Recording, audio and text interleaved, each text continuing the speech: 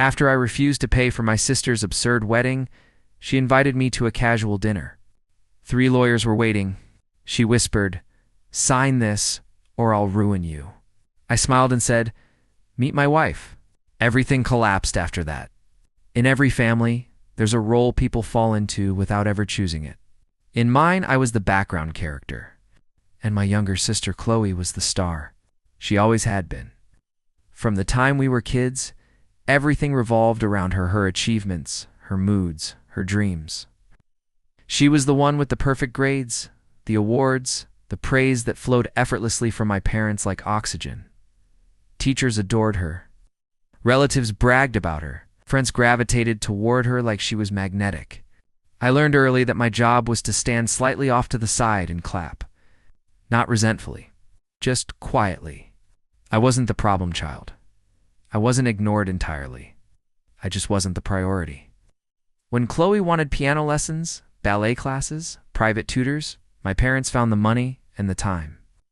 When I needed help with school or direction in life, I got a reassuring pat on the shoulder and a casual, "You'll figure it out." And I did. Alone. I'm John. I'm 34 now. I work in private equity. Most people wouldn't guess that if they met me.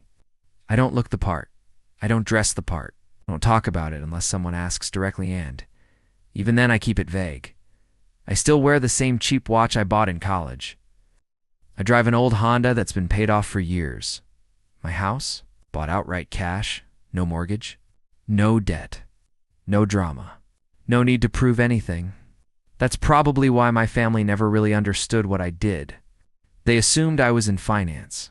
That could mean anything. Once, I overheard my mom telling a neighbor I worked at a bank. I didn't correct her. It was easier to let Chloe shine. She always did. Chloe grew into exactly the kind of woman my parents loved showing off. Beautiful, charming, social media perfect. She curated her life like a brand filters, captions, designer clothes she couldn't afford. From the outside, she looked unstoppable. Behind the scenes, a mess. She burned through jobs faster than I could keep track of. Bounced between luxury apartments funded by someone else's credit card. Dated wealthy men who disappeared the moment things got serious. But none of that mattered, because Chloe always landed on her feet, or rather someone else's wallet, and my parents never questioned it. So when she finally announced she was engaged, it was like the heavens opened. Her fiancé Liam wasn't flashy, but he stuck around. That alone made him a miracle in their eyes. The wedding planning began immediately, and with it came an avalanche of extravagance. Nothing was small. Nothing was reasonable. Nothing was paid for by Chloe. I played my role. I showed up to the engagement party with a thoughtful, gift-expensive, but not showy. I smiled through champagne toasts and endless chatter about venues, dresses, honeymoons. Chloe dropped numbers casually, like they were Monopoly money. 6 figures for the gown, thousands for flowers. A calligraphy artist flown in, just 2 handwrite invitations. Every detail more absurd than the last. I noticed something important, though. She never once asked if any of it made sense. She assumed it would be covered by someone. A week after the engagement party, Chloe invited me to lunch.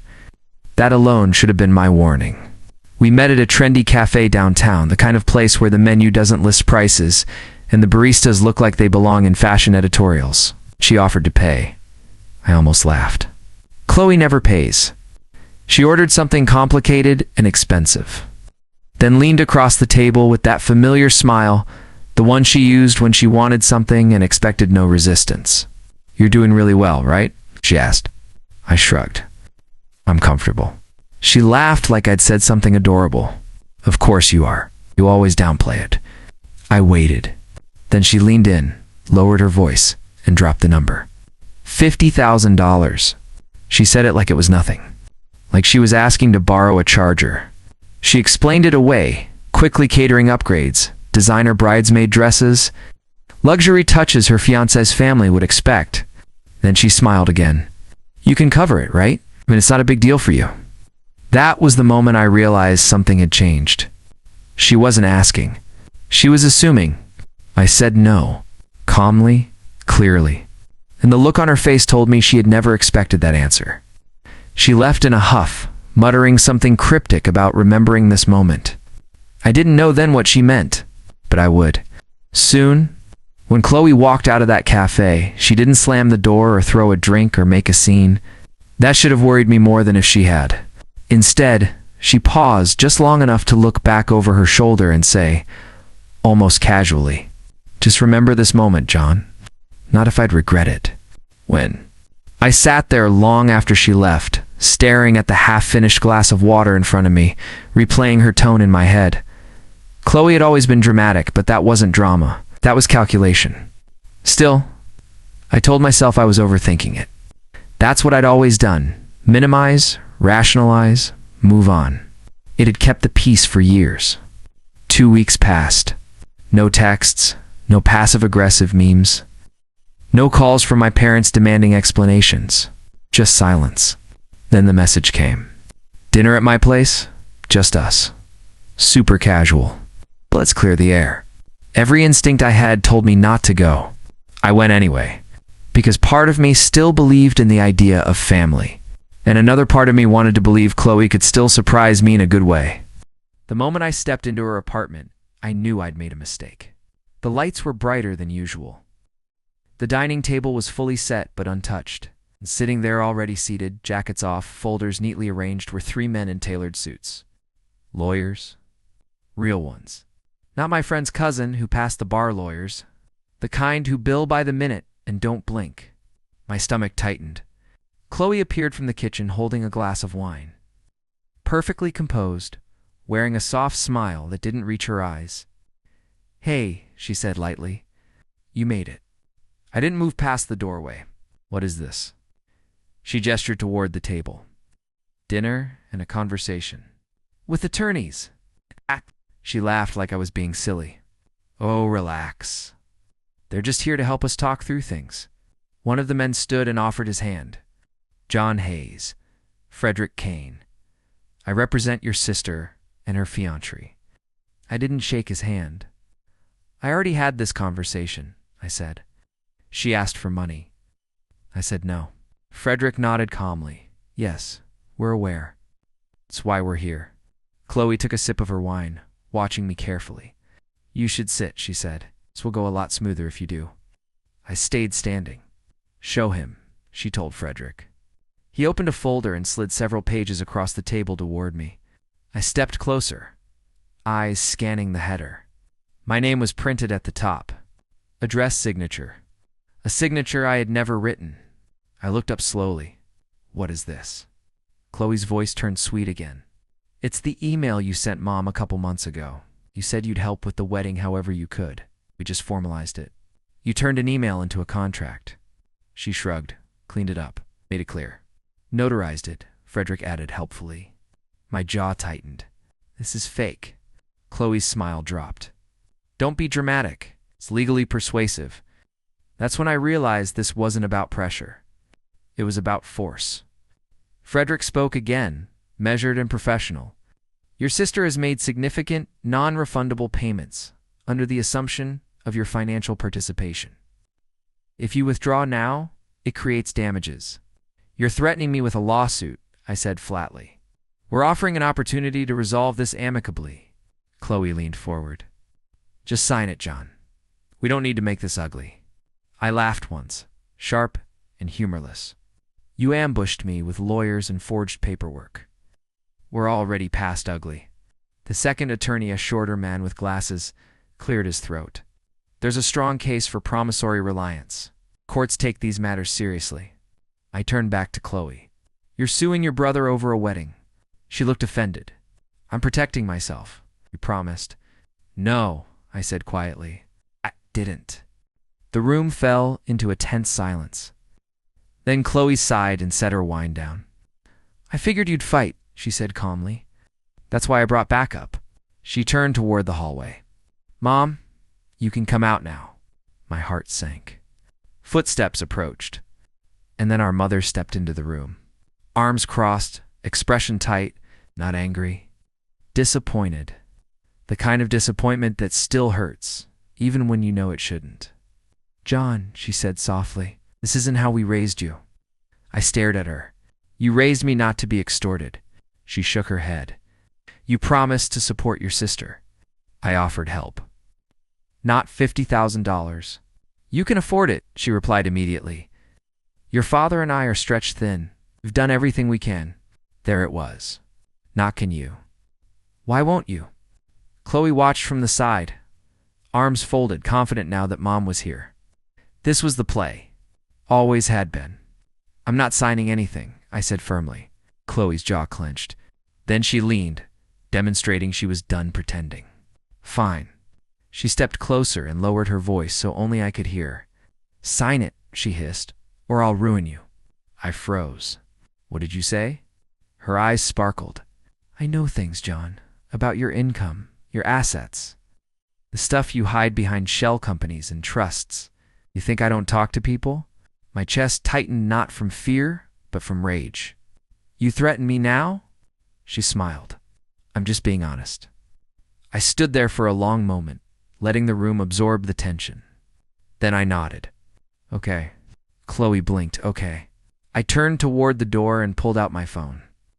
I'm calling my lawyer. She laughed. Go ahead. He won't save you. No, I said calmly. It's calling my wife. That wiped the smile off her face. Your what? I opened the door. She'll explain everything.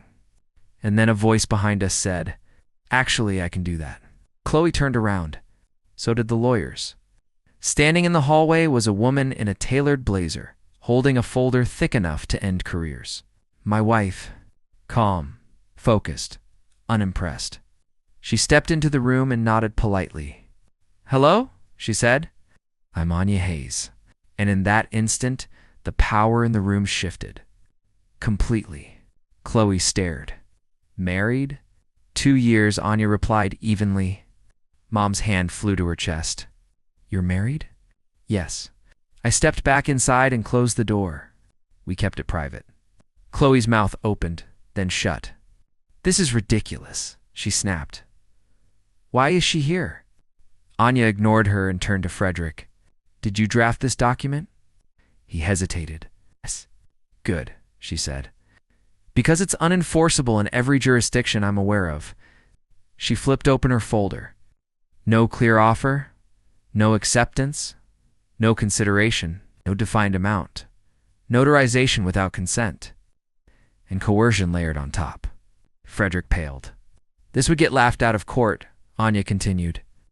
And if you file it, I'll countersue for harassment and attempted extortion. Silence. Heavy. Suffocating. Chloe's confidence cracked.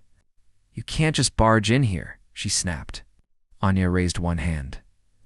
Not aggressive, just final. You threaten my husband, it makes it my business.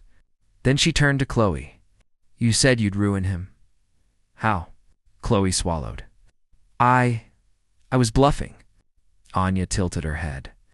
Blackmail based on false assumptions isn't a bluff. It's a crime. The lawyers exchanged looks. This was no longer going the way Chloe planned. Not even close. I watched it all quietly. Not smiling, not gloating, just observing as the illusion collapsed. And I realized something important. This wasn't about the wedding. It never had been. This was about control. And Chloe had just lost it. If you've never seen someone realize they've lost control, it's subtle at first. There's no screaming, no dramatic collapse. Just a quiet panic that creeps into their eyes when they understand the rules have changed. Then they no longer wrote them. That was Chloe. Her jaw tightened. Her fingers curled around her wine glass like it was the only solid thing left in the room. The lawyers had gone silent. My mother stood frozen near the doorway. Watching the version of her daughter she didn't recognize or maybe had never wanted to see. Anya closed her folder. We're done here, she said calmly.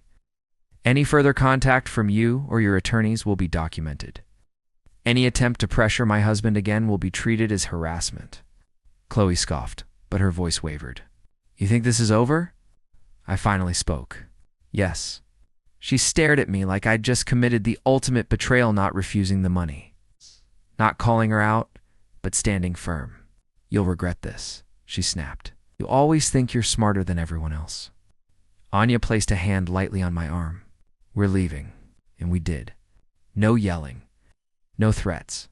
Just the sound of the door closing behind us. I didn't sleep that night. Not because I was worried about lawsuits or money. We were protected on every front. That part was easy. What kept me awake was something deeper. Grief. Not for Chloe. For the idea of family I'd been clinging to for decades. The fallout didn't take long. By morning, my phone was buzzing nonstop. Cousins, aunts, family friends I hadn't spoken to in years. Some messages were confused. Others were openly accusatory. Then Anya's phone lit up. She read the screen and went very still. She posted, "I didn't need to ask who." Chloe had gone to social media. Of course she had. Her post was carefully written soft language, emotional tone. Just enough detail to paint herself as the victim without stating anything directly. She wrote about being emotionally blindsided. About financial promises withdrawn days before the wedding. About betrayal from the one person she thought she could rely on. She never mentioned forged documents, or lawyers, or threats. She didn't need to. The implication was enough, and the comments came flooding in. Support, sympathy, rage mostly directed at me. The final blow. My mother commented publicly. A heart emoji. "And you don't deserve this. We love you." That was it. No context. No defense. Just endorsement. Something inside me snapped, not loudly, not explosively, cleanly. I stopped trying to explain. Stopped responding. Stopped protecting people who had never protected me. For 3 days, I said nothing. I let the noise burn itself out. I watched quietly as Chloe's story spread, picked up by people who had no idea what actually happened. Friends of friends, old classmates, strangers who loved a simple villain narrative. Anya sat with me every evening, didn't push, didn't lecture. She just stayed. And slowly, the anger faded into something colder. Clarity. On the 4th day, I went for a drive. No destination. Movement. I ended up near the old baseball field where Chloe and I used to play as kids. It's the place where she always got picked first, where I waited. I sat in the car and remembered the small moments I'd ignored for years. The way she cried whenever she was caught lying and how it always worked. The way rules bent around her emotions. The way I learned early that silence was safer than resistance. That was the moment I understood something. Chloe didn't become this person. She'd always been. We just let her. When I got home, Anya handed me a folder. "Protection," she said simply. Inside were updated legal structures, privacy locks, trust reorganizations, our walls being built quietly around our life. Not revenge. Insurance. That night, over dinner, I finally said the thing that had been sitting in my chest for years. I don't think I ever really had a sister. Anya reached for my hand. "You had a role," she said gently, "not a relationship." And for the first time, I let myself cry. The next morning, I woke up calm, not angry. Resolved. I opened my laptop and added a new entry to a private file, Anya, and I kept nothing dramatic, just a record. Name, Chloe Collins. Note, do not engage emotionally, only strategically. Because here's what Chloe never understood. While she chased attention, I learned leverage. Quietly, patiently. 2 days later, a wedding invitation arrived. Gold trim, wax seal. Addressed to Mr. John Hayes, financial contributor. I laughed. Not because it was funny, because it was desperate. She was still pretending, still hoping I'd cave. I dropped it in the trash. That's when I decided to make one last call. My father. He answered after 3 rings. Sounded tired. "This about the wedding?" he asked immediately. "No," I said. "It's about you." I drove to my parents' house that afternoon. Nothing had changed. Same porch, same wind chimes, same walls lined with photos of Chloe. Not one of me. We sat across from each other in silence before I spoke. "If Chloe were the one ambushed," I asked, "what would you have done?" He didn't answer. "If she'd been threatened, manipulated, pressured, would you have told her to be reasonable?" He set his mug down slowly. "You don't need us," he said finally. "That hurt more than anything else. You never have. Chloe does." And there it was. The truth. I stood. I'm done, I said calmly. With the expectations, the guilt, the silence. He looked shocked but didn't stop me. I walked out, and that was the day I stopped bleeding. Chloe's wedding came and went. We didn't attend. I saw the photos later, crowded, flashy, curated, and one thing stood out. I wasn't mentioned at all, not even as a villain, just erased. And honestly, that felt right. 3 weeks later, I got an email from Liam. Subject: urgent. He wrote that Chloe had gotten them into serious financial trouble, that she'd vanished, that money was missing. Anya read it and nodded. She's slipping, she said. I didn't reply right away. I waited, because this time I wanted control. 3 days later, I responded, let's meet. Just him. No Chloe. When we met, he looked wrecked. He explained everything. The fake business, the forged accounts, the stolen deposits, and finally, the truth.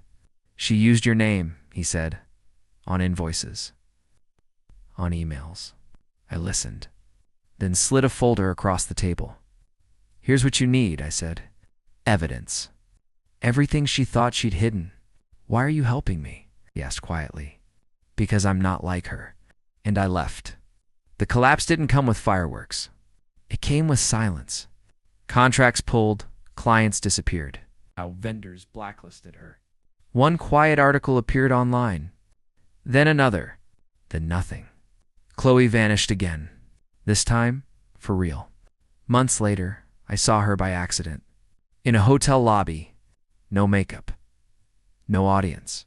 Arguing with someone over money. She didn't see me at first. When she did, our eyes met. She looked small. I nodded once and walked away. I never heard from my parents again. No calls, no messages. And that was okay. Because peace isn't loud. Sometimes it's just the absence of chaos.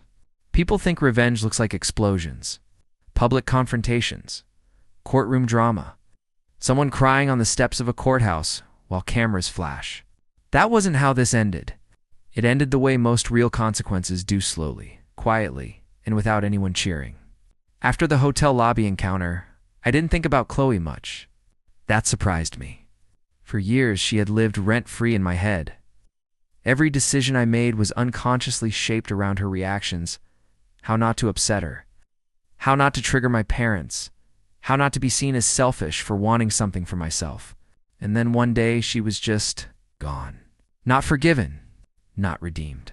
Just irrelevant. A few weeks later, I received a call from a lawyer I didn't know. Young voice. Calm tone. He explained that he represented Liam in a civil proceeding against Chloe Collins' fraud. Misrepresentation, breach of contract. He asked if I'd be willing to give a statement. I looked out the window at the mountains behind our Colorado home. Anya was outside, reading, wrapped in a blanket. Yes, I said. I'll cooperate. And that was that. No anger, no hesitation. Just facts. Justice, I learned, is rarely dramatic. It's paperwork. Depositions. Receipts. Time. By the time my deposition was completed, Chloe's professional life had already collapsed. She'd been dropped from vendor lists, blacklisted from event spaces, quietly removed from industry associations. The wedding planning world is small. Reputations travel fast. Even faster when the evidence is clean. One of her former clients went public not emotionally, not vindictively. Just facts. Contracts, payments, missed deadlines. That video made its way to a consumer rights account with millions of followers. The creator ended it with one sentence. When you build your life on lies, the bill always comes due. Chloe deleted her accounts 2 days later. Liam called me once more. She settled, he said. No criminal charges, but she's broke. He sounded relieved. Lighter. She's moving back in with your parents. I let the silence sit. And you? I asked. Divorce finalized, he said quietly. I can breathe again. Good, I replied. Meant it. The next wave came from my parents. An email from my mother. Carefully worded, polite, avoiding responsibility.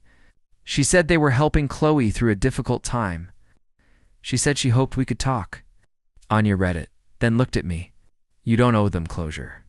I knew that. But I replied anyway, not with anger. With truth. I told them I wished them peace, but I was done trying to earn a place in a family that only valued me when I was useful. That was the last message I ever sent. Life moved forward, quietly, beautifully. Anya's firm expanded. She hired staff, spoke at conferences, built a reputation rooted in integrity. I invested in companies that protected people, legal tech, fraud prevention, financial literacy. Not flashy, meaningful. Sometimes success doesn't announce itself. It just sustains. Nearly a year later, I ran into Chloe one last time. A grocery store near the city. She was arguing with a cashier over a declined card. She looked tired, smaller. When she noticed me, her face shifted shock, then something like shame. She opened her mouth. I nodded once and kept walking. No cruelty, no forgiveness, just finality. Years passed. My parents never reached out again. And that was okay, because sometimes peace doesn't come from fixing broken things. It comes from accepting they were never whole to begin with. One evening, Anya and I sat on the porch, watching the sun disappear behind the ridge. She closed her book and asked, "Do you ever miss them?" I thought about it. Sometimes, I said, but then I remember I didn't lose them. Yes. I finally saw them. She smiled. A few weeks later, a letter arrived. Handwritten. From my mother. Just one page. She apologized, not fully, not perfectly, but honestly enough. She said she hadn't realized how much I carried until I stopped carrying it. I folded the letter and placed it in my desk. I didn't respond. Because closure isn't always a conversation. Sometimes it's a decision. That night, sitting under a sky full of stars, Anya leaned against my shoulder. You okay? She asked. I nodded. For the first time in my life, I said, I really am. Because the truth is simple. They taught me everything I needed to know about loyalty by breaking it. And once I understood that, I was finally free.